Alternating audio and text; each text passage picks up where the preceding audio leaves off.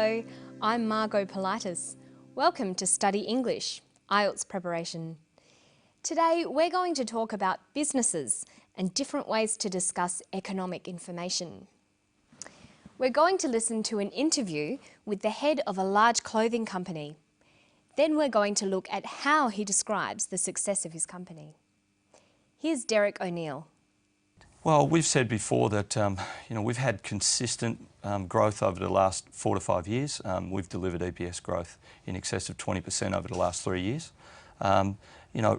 Growing earnings at 25, 30, 35% forever becomes impossible. I think we end up owning US GDP in about 2023 with 25% growth. We've registered that 15% is our plan, and we think that's a good target. We're very happy with our level of sales. We grew sales in the US in girls wear at 50%, and we think that's a fantastic performance. So we'll stand by those numbers. We've had solid momentum in that market for 4 or 5 years, and we expect that momentum is going to continue. Okay, so today we're going to look at the language of description, particularly describing economic information. In formal academic writing, it's important to use impersonal, objective language when describing things. Notice that in the interview, Derek O'Neill often begins his sentences with we've, short for we have. Using phrases like I've or we've is very common in spoken English. Well, we've said before that we've had consistent growth over the last 4 to 5 years. We've delivered EPS growth in excess of 20% over the last 3 years. He says we've had consistent growth. We've delivered growth in excess of 20%.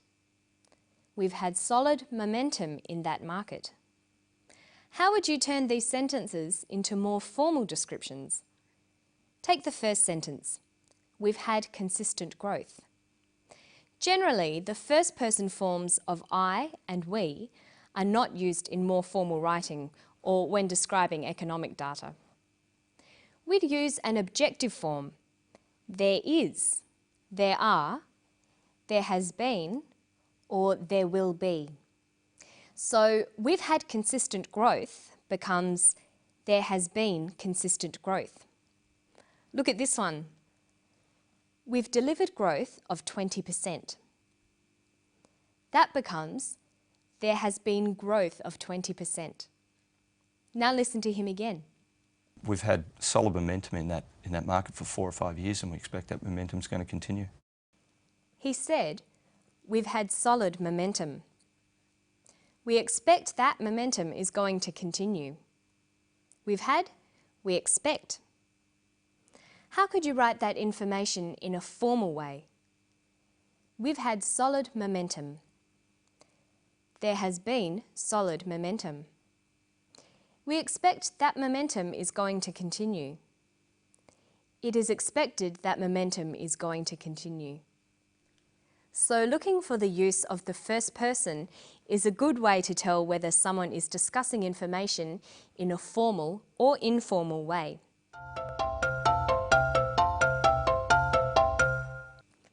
You should remember that in an academic context, you always need to include evidence to support your opinions or descriptions.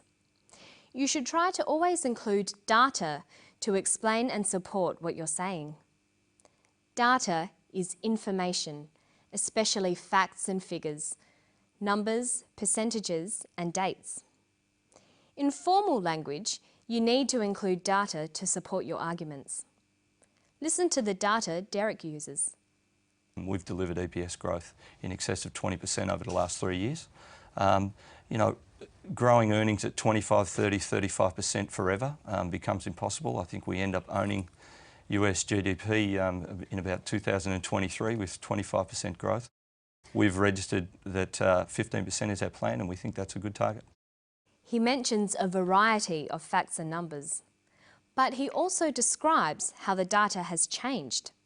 That is, the degree or type of change. To describe data, there is a variety of word choices. You can use both adjectives and adverbs, words that describe. Of course, adjectives describe things and adverbs describe actions. so you'll need both nouns and verbs for your descriptions. For example, you might use nouns like the rise, the increase, or the growth. Listen to Derek again. Well, we've said before that we've had consistent growth over the last 4 to 5 years. They've had consistent growth. He uses an adjective, consistent, with a noun, growth. Let's look at a table. To describe numbers going up, we can use nouns like the rise, the increase, or the growth.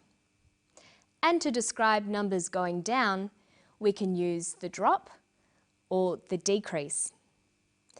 Then we've got adjectives to describe those nouns, like rapid, slow, slight, dramatic, sudden, or consistent. And we can put these together. A sudden rise, a slight decrease, a sudden drop, a consistent growth. But there's another way of describing these changes.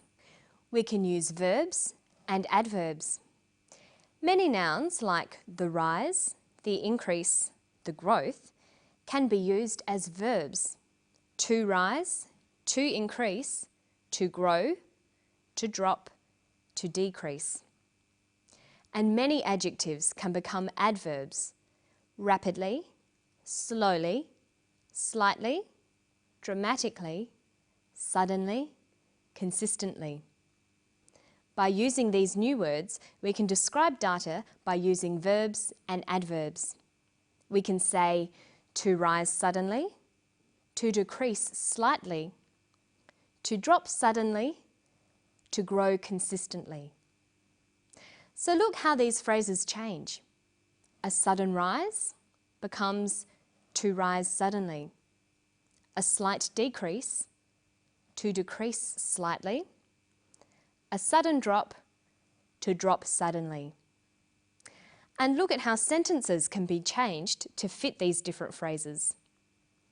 It has grown consistently. There has been consistent growth.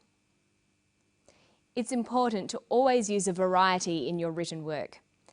Sometimes use verbs and adverbs to describe data, and sometimes use adjectives and nouns. It will make your English sound much better. Okay, listen to the clip again, and then we'll try to put together all the things we've looked at today. Listen for personal descriptions, simple verbs, and descriptions of data. Well, we've said before that we've had consistent growth over the last 4 to 5 years. We've delivered EPS growth in excess of 20% over the last 3 years. We've registered that 15% is our plan, and we think that's a good target. We're very happy with our level of sales. We grew sales in the US in girlswear at 50%, and we think that's a fantastic performance. He finishes by commenting on the data and its significance for the company. Okay, let's go back over the steps we've looked at today. When you're making an argument, it's important to support your case. You must include data or facts. Make sure you discuss this data. Use objective, impersonal language. Describe changes to data by using a variety of noun, adjective, and verb, adverb combinations. And finally, comment on the data using formal, objective language.